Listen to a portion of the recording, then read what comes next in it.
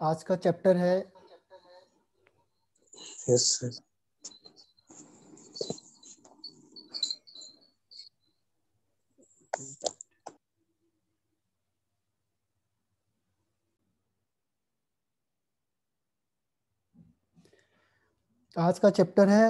Solid state. Solid state क्या होता है? तो जैसे आपको पता होगा, जो मैटर होता है, matter means anything which occupies space and has mass is called matter. यानी स्पेस होता है और जिसका मास होता है। तो मैटर के 3 टाइप्स होते हैं, सॉलिड स्टेट, लिक्विड स्टेट और गैस स्टेट। इसमें से जो 2 स्टेट है आपके पास, लिक्विड और गैस, ये आपने क्लास 11th में पढ़ा, और जो सॉलिड स्टेट है ये आप क्लास 12th में पढ़ोगे। अब तो स्टार्ट करते हैं कि सॉलिड स्टेट होता क्या है। What is solid? Solid means होता है कि the substance which have fixed volume and fixed shape. जिसका फिक्स्ड वॉल्यूम और फिक्स शेप होता है उसे कहते हैं सॉलिड। फिक्स्ड वॉल्यूम कैसे होगा? क्योंकि इसमें जो फोर्स ऑफ अट्रैक्शन होता है इसके बीच में, वो सबसे ज्यादा होता है, इसीलिए जो वॉल्यूम होता है उसका वो फिक्स होता है। और फिक्स शेप क्यों होता है? क्योंकि जो इसमें लैटिस साइट होता है, जैसे हमने सॉलिड बनाया, तो इसमें जो ये एटम्स की जो पोजीशन है इसे कहते हैं लैटिस साइट। ये फिक्स होती है। ये एटम है तो इसमें जो एटम्स की पोजीशन होगी वो फिक्स होगी, वो चेंज नहीं होती है।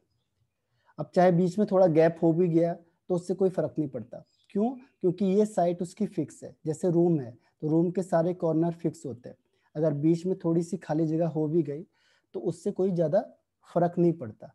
तो इसीलिए इसमें फिक्स शेप होता है और फिक्स्ड वॉल्यूम होता है, तो उसे हम कहते हैं सॉलिड। सॉलिड के कुछ करेक्टरिस्टिक्स होते हैं। क्या क्या करेक्टरिस्टिक्स होते हैं इसके?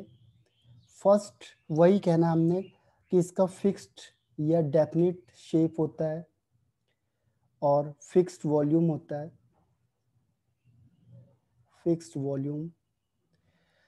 थर्ड वन आता है इसमें कि इसकी डेंसिटी हाई होती है, high density. Fourth one is जो इसका मेल्टिंग पॉइंट होता है हाई और शार्प होता है। Sharp melting point. जो डिफ्यूजन होता है इसमें वो बहुत कम होता है, डिफ्यूज नहीं होते लोग। डिफ्यूज का मतलब फ्लो होना, तो जो सॉलिड होगा वो फ्लो नहीं होता है। लेस कंप्रेसिबल होता है या नॉन कंप्रेसिबल कह लो, ये कंप्रेस नहीं होता है। यानी जैसे मैं बाहर से प्रेशर अप्लाई करूंगा इसके वॉल्यूम में कोई चेंज नहीं आएगा। जो एक्सटर्नल प्रेशर हमने अप्लाई किया तो इससे वॉल्यूम चेंज नहीं होगा, तो इसको कहते हैं नॉन कंप्रेसिबल। फ्लूइडिटी नहीं होती इसमें, फ्लूइड नहीं होते। फ्लूइड का मतलब जो फ्लो कर सकते हैं उसे फ्लूइड कहते हैं। तो ये जो फ्लो है वो नहीं कर सकते हैं। तो इस तरीके से बहुत सारे करेक्टरिस्टिक्स इसमें। जैसे फोर्स ऑफ अट्रैक्शन इसमें सबसे ज़्यादा होता है, फोर्स ऑफ अट्रैक्शन मैक्सिमम होता है। और जो फोर्स इंटरमॉलिक्यूलर डिस्टेंस होता है वो बहुत कम होता है। यानी मॉलिक्यूल के बीच का जो डिस्टेंस होता है वो बहुत कम होता है। इंटरमॉलिक्यूलर डिस्टेंस ये बहुत कम होता है, लेस। इसके बीच में जो काइनेटिक एनर्जी होती है कम होती है पार्टिकल्स की, और क्लोजली पैक्ड होते हैं। ये मेन वर्ड यहाँ पे यूज किया जाता है, क्लोजली पैक्ड होते हैं। तो जनरली सॉलिड क्या होते हैं? जो क्लोजली पैक्ड होते हैं। कई बार इसकी डेफिनेशन ये भी लिखी जाती है। तो ये इसके करेक्टरिस्टिक्स है। अब आते हैं हम लोग इसके टाइप्स पे, टाइप्स ऑफ सॉलिड।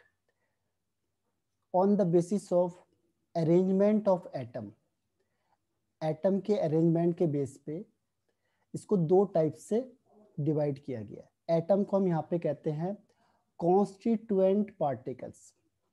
इसका मतलब जिससे वो मिलके बना है।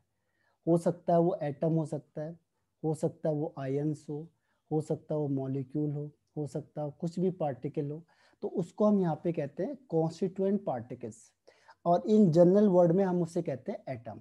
तो एटम हम यूज करते हैं, लेकिन जो आप साइड बुक देखोगे या एनसीईआरटी है तो उसमें भी कई बार कॉन्स्टिट्यूएंट पार्टिकल्स वर्ड यूज किया गया। तो इसके दो टाइप्स हो गए, पहला इसमें क्रिस्टलाइन सॉलिड और दूसरा इसमें amorphous solid, crystalline and amorphous. अभी मैंने कहा अरेंजमेंट ऑफ एटम्स, अगर जो अरेंजमेंट ऑफ एटम्स होगा या कॉन्स्टिट्यूएंट पार्टिकल्स होगा ये रेगुलर और रिपीटेड है तो इसे कहते हैं क्रिस्टलाइन। रेगुलर होगा और रिपीटेड होगा, जैसे फिक्स है 1 2, इनके बीच का जो डिस्टेंस है वो सेम होगा, एक प्रॉपर मैनर में लगेंगे, तो इसे कहते हैं क्रिस्टलाइन। क्रिस्टलाइन का मतलब रेगुलर पैटर्न में लगे होते हैं, एक इक्वल डिस्टेंस में सब लगे होंगे, तो ये क्रिस्टलाइन हो गया। एमॉर्फस का मतलब इरेगुलर, जो एटम्स का अरेंजमेंट होता है वो इरेगुलर होता है, यानी रैंडमली कैसे भी लगे होते हैं, इनका कोई फिक्स पैटर्न नहीं होता, उसे कहते हैं एमॉर्फस। तो इसके एग्जाम्पल क्या है, क्रिस्टलाइन के एग्जाम्पल हैं जितने भी आयनिक सॉलिड है आपके पास, आयनिक है कोवलेंट सॉलिड है, वो इसके एग्जाम्पल होगा। अब आयनिक में आपको पता है NaCl होता है और H2SO4 हो गया, या कोई भी आयनिक कंपाउंड हो गया। और ये कोवलेंट में हो गया कार्बन का, कार्बन वाले डायमंड हो गया है, तो इस तरीके से ये क्रिस्टलाइन होंगे। एमॉर्फस में आता है जैसे वुड हो गया आपके पास और ग्लास हो गया है, वुड है, ग्लास है, रबड़ है, प्लास्टिक है, तो ये एमॉर्फस है। तो एमॉर्फस में वुड, ग्लास, रबड़ और प्लास्टिक। इसमें ग्लास में भी दो वैरायटी आती है, एक ग्लास कहते हैं क्वार्ट्ज ग्लास को, क्वार्ट्ज ग्लास। तो क्वार्ट्ज ग्लास होता है ये क्रिस्टलाइन होता है, ध्यान रखना। और जनरल जो ग्लास होता है बाकी वो एमॉर्फस होता है। क्वार्ट्ज क्यों होता है, जबकि दोनों SiO2 से मिलके बने होते हैं? उसका आंसर ये है कि इसमें SiO2 रेगुलर और रिपीटेड पैटर्न में लगे होंगे, तो इसीलिए ये क्या हो गया, क्रिस्टलाइन हो गया। और अगर ये इरेगुलर लगे हुए हैं SiO2 तो ये एमॉर्फस में हो गया। तो बाकी जो ग्लास है वो एमॉर्फस में आता है, केवल क्वार्ट्ज ग्लास है जो आपका वो क्रिस्टलाइन में आता है। तो आपके पास ये क्वेश्चन पूछा जाता है कि जो क्वार्ट्ज ग्लास है, क्वार्ट्ज ग्लास वो SiO2 का बना हुआ है, और ग्लास भी क्या है, SiO2 का ही बना हुआ है, लेकिन ये क्रिस्टलाइन होता है, और जबकि दूसरा वाला ये एमॉर्फस होता है। क्यों, जबकि दोनों सब चीज सेम है? तो हमने कहना है कि यहाँ पे जो कॉन्स्टिट्यूएंट पार्टिकल्स होते हैं वो रेगुलर और रिपीटेड फॉर्म में अरेंज होते हैं, रेगुलर एंड रिपीटेड फॉर्म में अरेंज होते हैं, जबकि रिपीटेड क्यों बोल रहे है, हैं? रिपीटेड क्यों बोल रहे हैं? रिपीटेड रिपीटेड का मतलब मतलब ये हो गया कि एक ये है तो एक ही थोड़ी होगा, ये तो हजारों होंगे ना, इस तो उसे कहते हैं रिपीटेड फॉर्म। ये बुक में एक ऐसा लिखा एटम्स, था नहीं था रिपीटेड, हाँ वहां लिखा बस नहीं है, रेगुलर हो। लेकिन ये प्रेफर होता है, रिपीटेड फॉर्म इम्पोर्टेंट है। बुक में आपकी लिखा नहीं है इसे, लेकिन रिपीटेड का, क्योंकि सिंगल वर्ड होता नहीं है, एक नहीं होगा, ये तो हजारों लाखों होते हैं, एक एटम्स नहीं होगा, ये कई एटम्स आपस में कंबाइन होते हैं। और एमॉर्फस में इरेगुलर होता है, बस ये डिफरेंस है। तो कभी भी कोई चीज आ गई कि ये एक्स है और क्रिस्टलाइन है तो उसका एक ही आंसर है, तो उसमें जो पार्टिकल होंगे वो रेगुलर पैटर्न में लगे होंगे। और अगर मैंने कहा एक वाई है और वो एमॉर्फस है तो इसका मतलब यही हुआ कि जो कॉन्स्टिट्यूएंट पार्टिकल्स या एटम्स होते हैं उसमें वो इरेगुलर पैटर्न में लगे होंगे। तो इस तरीके से ये क्वेश्चन आता है इसमें। अब इसमें आता है डिफरेंस क्या है दोनों में, डिफरेंस क्रिस्टलाइन में एंड एमॉर्फस में। क्रिस्टलाइन एंड एमोरफस में डिफरेंस क्या है। तो प्रॉपर्टीज लिखी हमने। पहली चीज तो है डिफाइन, डेफिनेशन, जो हमने डेफिनेशन लिखी अभी, वही हर हमेशा ध्यान रखना। डिफरेंस का पहला पॉइंट हर हमेशा वही होता है, डिफाइन होता है। अब सेकंड पॉइंट में आता है मेल्टिंग पॉइंट। इसका फिक्स होता है, जबकि इसका फिक्स नहीं होता है, ओवर द रेंज होता है। ओवर द रेंज क्यों होता है ओवर द रेंज?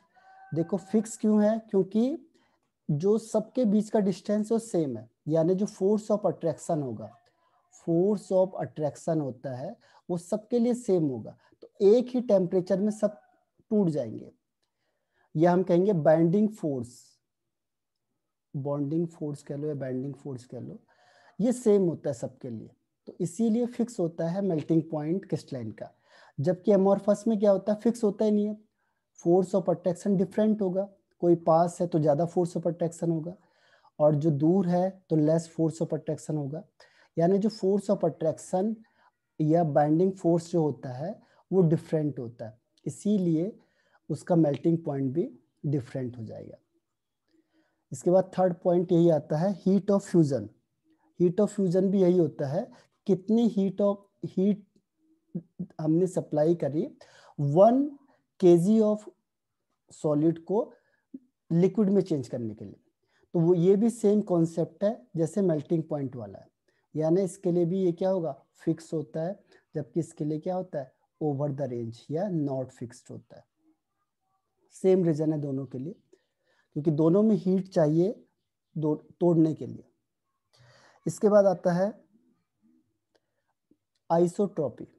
आइसो मतलब होता है सेम, और ट्रॉपी का मतलब फिजिकल प्रॉपर्टीज, यानी फिजिकल प्रॉपर्टीज सेम होती है ऑल डायरेक्शन में। तो क्रिस्टलाइन में ऐसा नहीं होता है। जो क्रिस्टलाइन होता है इसमें होता है एन आइसोट्रॉपी, ये अभी इसको आगे एक्सप्लेन करेंगे। जबकि एमोरफस होता है आइसोट्रॉपिक। फिफ्थ है क्लीवेज प्रॉपर्टीज। क्लीवेज का मतलब होता है जैसे मैंने इसे नाइफ से कट किया, व्हेन कट विद नाइफ, जैसे मैं नाइफ से कट करूंगा तो हमें क्या मिलेगा, वी गेट रेगुलर सरफेस, एक रेगुलर सरफेस मिलेगा, क्लीन सरफेस मिलेगा हमें। तो वो क्लीवेज प्रॉपर्टीज है, यानी ये क्लीवेज प्रॉपर्टी शो कर रहा है, रेगुलर सरफेस मिलेगा हमें। जबकि इसमें अगर हम कट करेंगे तो इरेगुलर सरफेस मिलता है या रफ सरफेस मिलता है। इसको कई बार बुक में लिखा रहता है स्मूथ, स्मूथ सरफेस या रेगुलर सरफेस मिलता है। इसमें इरेगुलर मिलता है या रफ मिलता है। तो रफ सरफेस या इरेगुलर मिलेगा तो एमोरफस है, और अगर क्लीन मिलेगा, रेगुलर मिलेगा, स्मूथ मिलेगा तो वो क्रिस्टलाइन है। इसके बाद देखो नेचर, जो एक्चुअल में सॉलिड होते हैं वो क्रिस्टलाइन होते हैं। क्रिस्टलाइन ट्रू सॉलिड है, क्योंकि एक्चुअल में जिसे हम सॉलिड बोलेंगे वो क्रिस्टलाइन होते हैं। ये होते हैं pseudo, pseudo means false, pseudo हम कई बार वर्ड ये आ चुका है। तो स्यूडो सॉलिड ये ऐसे कहते हैं। Super cool liquid, super cool liquid का मतलब होता है कि इसकी टेंडेंसी होती है फ्लो होने की, tendency to flow very slowly, उसे कहते हैं स्यूडो कूल लिक्विड। जैसे ग्लास होता है, बहुत टाइम बाद ग्लास की थिकनेस ज़्यादा हो जाती है, जो ओल्ड बिल्डिंग्स वगैरह होते हैं, तो क्वेश्चन पूछा जाता है। तो उसका रीज़न क्या होता है कि ये स्यूडो सॉलिड होता है, यानी धीरे धीरे फ्लो करता है, तो नीचे उसकी बॉटम में थिकनेस ज़्यादा हो जाती है और ऊपर कम रहती है। तो फ्लो करता है लेकिन बहुत स्लोली, तो उसे कहते हैं सुपर कूल्ड लिक्विड। अब इसके बाद एक और डिफरेंस है इसमें, सेवंथ में रेंज ऑर्डर।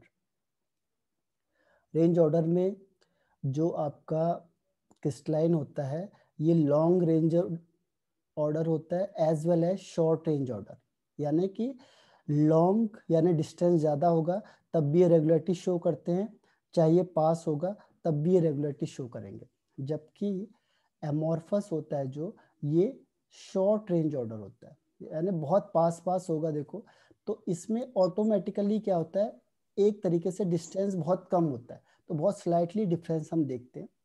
तो ये शॉर्ट में थोड़ी बहुत रेगुलरिटी शो कर सकता है। तो इसीलिए रेंज ऑर्डर में क्रिस्टलाइन में आता है, अगर आप बुक में देखोगे जनरली तो उसमें आता है इससे लॉन्ग रेंज ऑर्डर, इसे कहते हैं शॉर्ट रेंज ऑर्डर।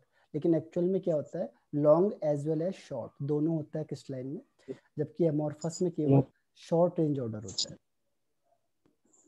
तो ये 7 डिफरेंस है।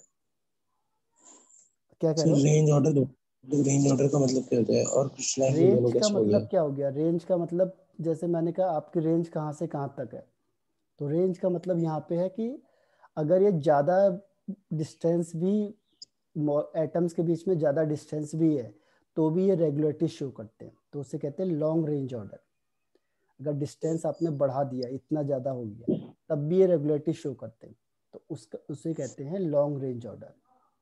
शॉर्ट रेंज ऑर्डर का मतलब इनके बीच में बहुत कम डिफरेंस हो जाता है, बहुत कम, और इसकी वजह से रेगुलरिटी शो कर सकते हैं। तो बहुत पास होगा तो फिर क्या होगा, डिस्टेंस कम हो जाएगा। तो एग्जैक्टली सेम नहीं होता, लेकिन सर फिर इसमें अप्रोक्सीमेट। दोनों कैसे है?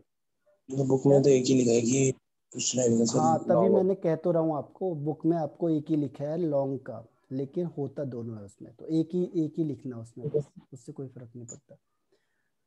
इस क्रिस्टलाइन को लॉन्ग लिखो और उससे लिखो शॉर्ट रेंज ऑर्डर, बस। तो लॉन्ग का मतलब जब ज़्यादा डिस्टेंस होगा तब भी रेगुलरिटी शो करेंगे, और इस शॉर्ट का मतलब जब एटम्स के बीच में बहुत कम डिस्टेंस होगा तब जाके थोड़ी बहुत रेगुलरिटी शो कर सकते हैं। अब इसके बाद आता है इससे कुछ इंपॉर्टेंट टर्म्स। इंपॉर्टेंट टर्म्स में कौन कौन से हैं? पहला, अभी मैंने कहा super cool liquid. Super cool liquid का मतलब होता है tendency to flow very slowly, इसे कहते हैं सुपर कूल लिक्विड। इसमें क्वेश्चन आपको मैंने बताया था कि जो ओल्ड बिल्डिंग्स होते हैं, ओल्ड बिल्डिंग्स में जो ग्लास लगे होते हैं, इसकी थिकनेस बॉटम में बहुत ज़्यादा होती है। तो उसका रीज़न क्या होता है कि जो ग्लास होता है ये सुपर कूल लिक्विड होता है, यानी कि एमॉर्फस होता है, तो सुपर कूल लिक्विड की तरह बिहेव करेगा। यानी ये क्या होता है, इसकी टेंडेंसी होती है, tendency to flow very slowly, तो ये बहुत स्लोली क्या करता है, फ्लो करता है, इसीलिए। दूसरा इसमें आता है आइसोट्रॉपिक, इसको अलग से बताता हूँ। आइसोट्रॉपिक, आइसो मीन्स होता है सेम, आइसोट्रॉपिक का मतलब होता है कि जो फिजिकल प्रॉपर्टीज होती है, physical properties like refractive index, refractive index, तो रिफ्रैक्टिव इंडेक्स जो होता है इसका, वो ऑल डायरेक्शन में सेम होता है, सारे डायरेक्शन में सेम होता है। क्रिस्टलाइन की बात हो रही है या फिर दूसरा अमॉर्फस? ये एमॉर्फस के लिए, इस एमॉर्फस का मतलब जब डिस्टेंस कम होता है तो वो आइसोट्रॉपिक प्रॉपर्टी शो करता है, यानी कि इस तरीके से है। अब रिफ्रैक्टिव इंडेक्स क्या होता है, रिफ्रैक्टिव इंडेक्स का मतलब हो गया, रिफ्रैक्टिव इंडेक्स मतलब होता है कि जब आपने लाइट पास करी ऊपर से नीचे, यानी एयर था और यहाँ पे सॉलिड आ गया, तो क्या होगा, ये थोड़ा सा क्या होता है, बैंड हो जाता है यहाँ से, तो इसमें आपको साइन आई और साइन आर मिलेगा। तो इसका रेशियो साइन आई और साइन आर का रेशियो, तो ये हर एक डायरेक्शन में सेम होगा, क्योंकि इसको सेम एनवायरनमेंट मिलेगा। जब क्या है, शॉर्ट रेंज ऑर्डर, यानी कि मॉलिक्यूल बिल्कुल पास पास है, तो उस कंडीशन में क्या होता है, जो लाइट पास होगी चारों तरफ से कहीं किसी भी डायरेक्शन से, तो सेम हो जाएगी। तो इसीलिए जो रिफ्रैक्टिव इंडेक्स है उसकी वैल्यू सेम होगी ऑल डायरेक्शन में, तो उसे कहते हैं आइसोट्रॉपिक। आइसो मीन्स सेम, तो ऑल डायरेक्शन में फिजिकल प्रॉपर्टी सेम होती है। दूसरा इसमें एन आइसोट्रॉपिक, एन का मतलब नॉट, यानी कि जो फिजिकल प्रॉपर्टीज है, फिजिकल प्रॉपर्टीज, ये जैसे रिफ्रैक्टिव इंडेक्स हो गया आपका, ये ऑल डायरेक्शन में सेम नहीं होती है, डिफरेंट होती है, तो इसे कहते हैं एन आइसोट्रॉपिक, ऑल डायरेक्शन में। रीजन क्या है कि ये मॉलिक्यूल दूर दूर है, एटम्स आपके पास। अब आपने लाइट पास करी, तो लाइट की कई प्रोबेबिलिटी है, अगर यहाँ से टकराएगा तो इसका एंगल अलग होगा, अगर यहाँ से टकराएगा तो अलग होगा। क्यों? क्योंकि डिपेंड करता है रेयरर और डेंसर मीडियम में। तो अगर डेंसर मीडियम, ये डेंसर है तो यहाँ पे अलग होगा, ये रेयरर है तो यहाँ अलग होगा, ये नियर टू डेंसर है, ये बिल्कुल रेयरर हो गया। तो इस तरीके से क्या होता है, हर एक में एंगल अलग अलग हो जाएगा। तो इसका मतलब ये हुआ कि जो साइन आई और साइन आर है, आई कैसे पता चलेगा, देखो जैसे आपने नॉर्मल ये किया, ये है, और यहाँ से आपने क्या किया, लाइट पास करी है, और ये यहाँ से बेंड हो गई, तो ये एंगल और ये वाला एंगल, तो ये एंगल हमें देखना है। तो हर एक सिचुएशन में ये आई और आर क्या होगा, अलग अलग हो जाएगा। तो इसीलिए इसकी प्रॉपर्टी डिफरेंट डायरेक्शन में डिफरेंट होती है। तो ये इसीलिए से कहते हैं एन आइसोट्रॉपिक। एन का मतलब नॉट, ये क्या नहीं है, इसकी वैल्यू सेम नहीं है। आया समझ में? Isotropic and isotropic.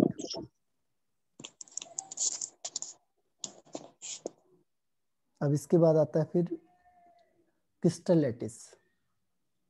Crystal lattice, या इसे एक और वर्ड कहते हैं, इसे कहते हैं स्पेस लैटिस। स्पेस लैटिस होता है three dimensional regular arrangement of atom. Regular arrangement of atom, दोबारा बता दो। क्रिस्टल लैटिस होता है कि थ्री डायमेंशनल रेगुलर अरेंजमेंट होता है एटम्स का। जैसे अभी हमने बताया था क्रिस्टलाइन का, वही उसी को क्रिस्टल लैटिस बोल देते हैं। लैटिस का मतलब हो गया जाल, यानी कि जाल टाइप का बनाता है। जैसे जाल आपने देखा होगा, तो ये जाल ही बनता है, सेम दिखने में आपको जाल लगता है। इसीलिए जितने भी सॉलिड स्टेट में क्रिस्टलाइन के स्ट्रक्चर हैं, वो जाल के जैसे दिखेंगे आपको, ये जाल जैसा दिखेगा आपको ओवरऑल, अगर मैं इसे मिला देता हूँ तो। इसीलिए इसको एक वर्ड यूज किया गया, लैटिस। तो लैटिस है। अब थ्री डायमेंशनल का मतलब ऑल डायरेक्शन में वर्क करेगा, 1 2 3, यानी कि एक रूम नहीं है, इस रूम के हजारों रूम इधर है, ऊपर इधर, चारों डायरेक्शन में इसमें कई रूम्स होंगे, तो रेगुलर अरेंजमेंट हो जाएगा। और थ्री डायमेंशनल में, तो इसको कहते हैं क्रिस्टल लैटिस या स्पेस लैटिस। तो शॉर्ट डेफिनेशन इसकी है, three dimensional regular arrangement of atoms या constituent particles is called crystal lattice या स्पेस लैटिस। इसकी जो सबसे छोटी यूनिट होती है उसे कहते हैं यूनिट सेल। यूनिट सेल क्या होता है, यूनिट सेल का मतलब smallest 3D portion, smallest 3D portion which repeat over and again, जो बार बार क्या होता जा रहा है, रिपीट होता जा रहा है। सर स्मॉलेस्ट 3D पोर्शन उसका होता है ना, क्रिस्टल लैटिस। जैसे एक दीवार है, वॉल, तो इसमें ब्रिक है, जो ब्रिक क्या है, यूनिट सेल है, और वॉल क्या हो गया आपका, क्रिस्टल लैटिस हो गया। जैसे आप चेन लगाते हो, तो चेन लगाते चले जाओगे, तो पूरी चेन क्रिस्टल लैटिस हो गई, उसमें एक पॉइंट जो रिपीट होता जा रहा है बार बार, जिसकी वजह से ये चेन बन रही है, तो इसे कहते हैं क्रिस्टल लैटिस। तो क्रिस्टल लैटिस हो गया पूरा का पूरा, और जो एक चीज है जिससे रिपीट होता जा रहा है बार बार और क्रिस्टल बन जाए, तो उसे कहते हैं यूनिट सेल, यानी कि सबसे छोटा 3D पोर्शन। जैसे ब्रिक है, ब्रिक सबसे छोटा 3D पोर्शन है, आप इसको रिपीट करते जाओगे तो पूरी दीवार बन जाएगी, ऊपर रखो नीचे रखो, तो दीवार आपकी क्या हो गई, क्रिस्टल लैटिस हो गया, और उसमें ब्रिक क्या हो गया, यूनिट सेल, यानी स्मॉलेस्ट 3D पोर्शन। क्या, क्रिस्टल लैटिस को 3D पोर्शन कह रहे थे, 3D पोर्शन को कह रहे, 3 थ्री डायमेंशन में है ये। Dimensional, smallest three dimensional, smallest three dimensional portion of crystal lattice. Crystal lattice का सबसे छोटा 3D पोर्शन जो रिपीट होता जाएगा बार बार, और क्या बनाएगा, फॉर्म क्रिस्टल, जो क्रिस्टल बनाता है उसे कहते हैं यूनिट सेल। क्रिस्टल, क्रिस्टल बनाता है जो, क्रिस्टल किससे बनेगा, यूनिट सेल से तो बनेगा। दीवार कैसे बनेगी, जब आप नहीं ब्रिक क्रिस्टल रखोगे। लैटिस बनता है, क्रिस्टल लैटिस एक ही हुआ। क्रिस्टल लैटिस एक ही चीज है, दोनों एक ही चीज है। अभी मैंने बताया आपको, उसे लैटिस के नाम से बोलते हैं हम ज़्यादा। तो अब इसके बाद टाइप्स हो गए यूनिट सेल के। यूनिट सेल के टाइप्स होते हैं, 2 टाइप होते हैं। एक होता है सिंपल यूनिट सेल और दूसरा होता है सेंटर्ड यूनिट सेल। सिंपल को हम कहते हैं प्रिमिटिव भी कहते हैं, प्रिमिटिव यूनिट सेल, और इसे कहते हैं नॉन प्रिमिटिव यूनिट सेल। तो ये किसके बेस पे किया गया इसको, कि एटम्स कहाँ पे प्रेजेंट है, एटम प्रेजेंट के बेस पे इसको बताया गया। प्रिमिटिव का मतलब होता है कि जब एटम्स कहाँ पे होगा, केवल कॉर्नर पे। जैसे आपने ये बनाया क्रिस्टल लैटिस, जैसे रूम है आपका, तो रूम के बाहर देखोगे आप लोग, अंदर से देखो रूम को, तो आपको 8 कॉर्नर दिखाई देंगे, 1 2 3 4 5 6 7 8। तो आपने केवल यहीं पे एटम्स रखा है बस, तो इसे कहते हैं सिंपल यूनिट सेल। यानी एटम कहाँ पे रखा है आपने, केवल कॉर्नर पे रखा है बस। तो जब एटम केवल कॉर्नर पे होगा तो उस सेल को हम कहते हैं सिंपल यूनिट सेल या फिर प्रिमिटिव यूनिट सेल। और जो नॉन प्रिमिटिव होता है, इसमें जो एटम्स होता है ये कहाँ पे होगा, कॉर्नर पे होगा, as well as the other portion, हाँ other portion of the unit cell. Other portion भी यानी कहीं पे भी हो सकता है यूनिट सेल के, उसे कहते हैं नॉन प्रिमिटिव या सेंटर्ड यूनिट सेल। अब इसके भी 3 टाइप्स होते हैं सेंटर्ड यूनिट सेल के, 3-4 टाइप हो गए। पहले को कहते हैं face centred cubic unit cell यानी एफसीसी।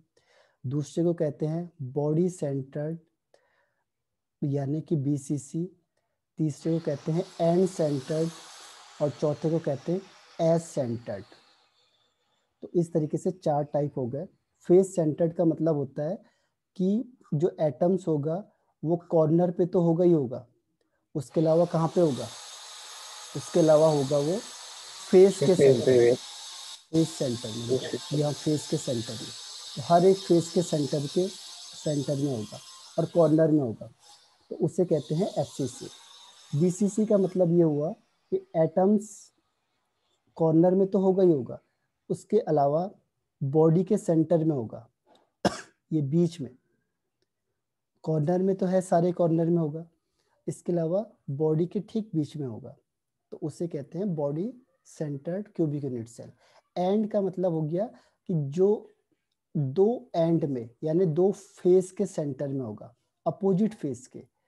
जैसे सपोज करो एक फेस ये वाला है, ये तो एक फेस तो यहाँ इसके बीच में, और इसके अपोजिट फेस ये है तो इसके बीच में, तो कॉर्नर में तो प्रेजेंट होगा ही होगा, और 2 अपोजिट फेसेस में होगा, 2 अपोजिट फेस में, सेंटर ऑफ 2 अपोजिट फेसेस, तो उसे कहते हैं एंड सेंटर्ड। और एस सेंटर का मतलब होता है कि जब एटम्स कॉर्नर में प्रेजेंट होगा एज वेल एज, और कहाँ हो सकता है, एज के सेंटर में, ये एज है इसके सेंटर में हो जाएगा, ये एज है इसके सेंटर में, एज है ये सेंटर में, तो हर एज के सेंटर में हो जाएगा, तो उसे कहते हैं edge centred cubic unit cell. तो इस तरीके से इसको क्लासिफाई किया है यूनिट सेल को। तो समझ में आ गया ये।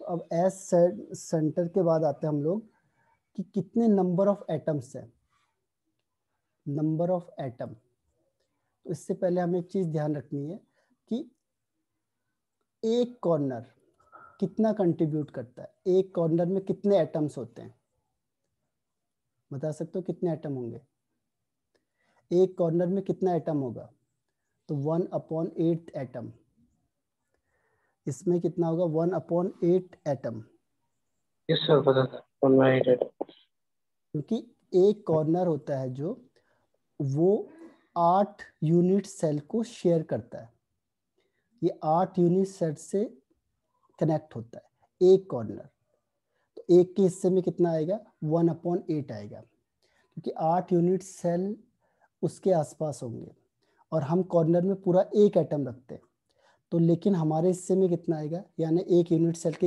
हिस्से में कितना आएगा 1/8 एटम। उसके बाद सेकंड इसमें आता है फेस, एक फेस सेंटर कितना कंट्रीब्यूट करेगा, तो इसका आंसर है 1/2, हाफ ऑफ एटम। क्यों करता है, क्योंकि जो ये एक फेस होता है ये 2 यूनिट सेल में शेयर करता है, यानी 2 यूनिट सेल कंटेन होते हैं एक फेस सेंटर से, तो एक के हिस्से में कितना आ जाएगा, हाफ।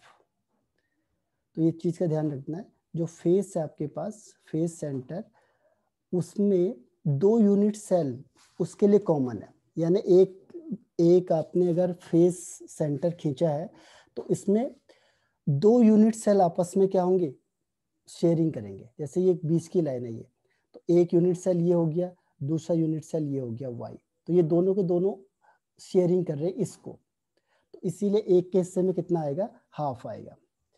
तीसरा है एक बॉडी सेंटर कितना कंट्रीब्यूट करती है, तो एक बॉडी सेंटर पूरा एक एटम कंट्रीब्यूट करती है। क्यों, क्योंकि बॉडी सेंटर मतलब बॉडी के बीच में है, तो ये किसी के लिए शेयरिंग नहीं कर रही है, केवल एक ही यूनिट सेल में ये पूरे का पूरा एटम आप रख रहे हो, तो इसका मतलब क्या हुआ, इसमें कोई शेयरिंग होती नहीं है, तो पूरा एक एटम यहाँ पे यूज होगा। चौथा है 1s सेंटर, 1s सेंटर कितना कंट्रीब्यूशन करेगा। अब देखो एक एस देखो कितने रूम के लिए कॉमन है, तो आप देखोगे कि 4 यूनिट सेल के लिए कॉमन है, इसके आसपास 4 होंगे, 1 2, एक इधर की साइड होगा, 3 एक इधर की साइड होगा, 4। सर कैसे पता 1 चार हो 2 3 4, कोई भी कॉर्नर उठा के देखो अपने घर का, अपने घर में एक लाइन देखो, यहाँ से देखो कितने रूम उससे कनेक्ट हो रहे हैं चारों तरफ को, ठीक है। एक कोई भी एक कॉर्नर लो अपने कमरे का, और उस इस लाइन से देखो आप कि कितने रूम इसके आसपास हैं, तो आपको कितने रूम दिखेंगे, 4 रूम दिखेंगे, ठीक है। तो यानी कि एक एस सेंटर 1/4 एटम कंट्रीब्यूट करता है, तो ये इंफॉर्मेशन हमें पहले पता होनी चाहिए। अब यहाँ से हम निकालेंगे number of atom in every unit cell. तो फाइनली हमने क्या देखा कि एक कॉर्नर कितना निकल रहा है, 1/8 एटम हो रहा है। एक फेस सेंटर्ड कितना हो रहा है, 1/2। एक बॉडी सेंटर कितना हो रहा है, 1 एटम पूरा। और 1s सेंटर कितना कंट्रीब्यूशन कर रहा है, ये कर रहा है 1/4। तो ये इंफॉर्मेशन हमें पता होनी चाहिए। ये किस पे डिपेंड कर रहा है कि जो ये पोजीशन है ये कितने यूनिट सेल के लिए शेयरिंग कर रहे हैं। बॉडी के सेंटर में रखोगे तो ये शेयरिंग नहीं हो पाएगा। एज सेंटर है, एक एज 4 यूनिट सेल के लिए कॉमन है, तो इसीलिए 1/4।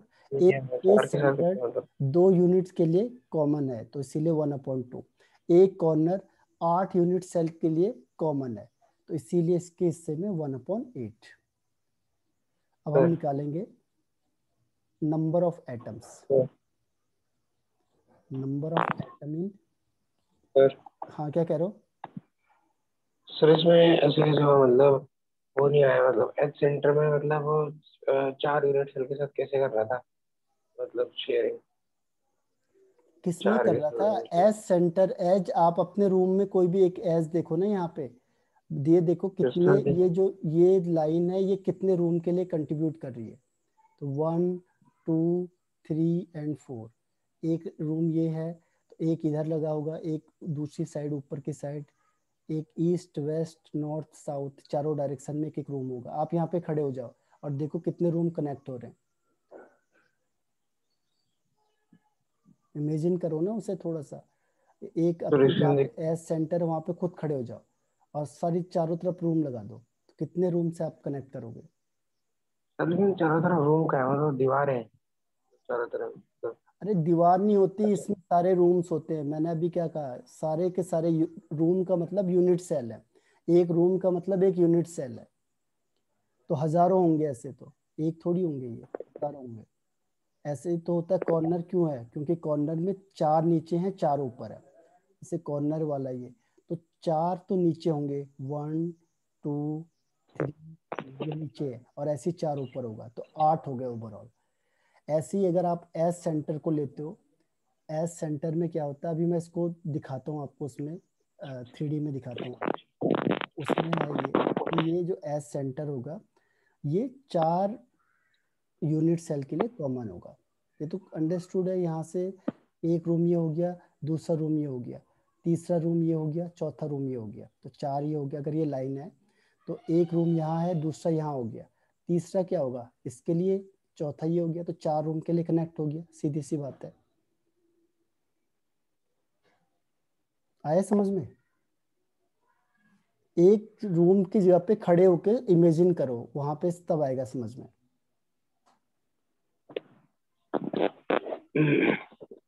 अब है calculate the number of atom. इसमें है पहला simple unit cell. Simple unit cell में क्या होता है, आप यूनिट सेल को बनाओगे तो अभी मैंने कहा था 8 कॉर्नर होते हैं। जो सिंपल यूनिट सेल होता है इसमें 8 कॉर्नर होते हैं। ये 1 कॉर्नर, 2, 3, 4, 5, 6, 7, 8, 8 कॉर्नर। तो 8 कॉर्नर है और एक कॉर्नर कितना कंट्रीब्यूट कर रहा है, 1/8। तो यानी कि अगर मैं सिंपल बनाता हूँ तो इसमें टोटल एक एटम लगेगा। दूसरा है FCC, यानी कि face centred cubic unit cell. अब हमने फेस सेंटर्ड बना दिया ये, तो फेस सेंटर में देखो कॉर्नर तो होगा ही होगा सब में, बिना कॉर्नर के तो हो नहीं सकता है। अब फेस के सेंटर में भी होगा, तो हर फेस के सेंटर में होगा।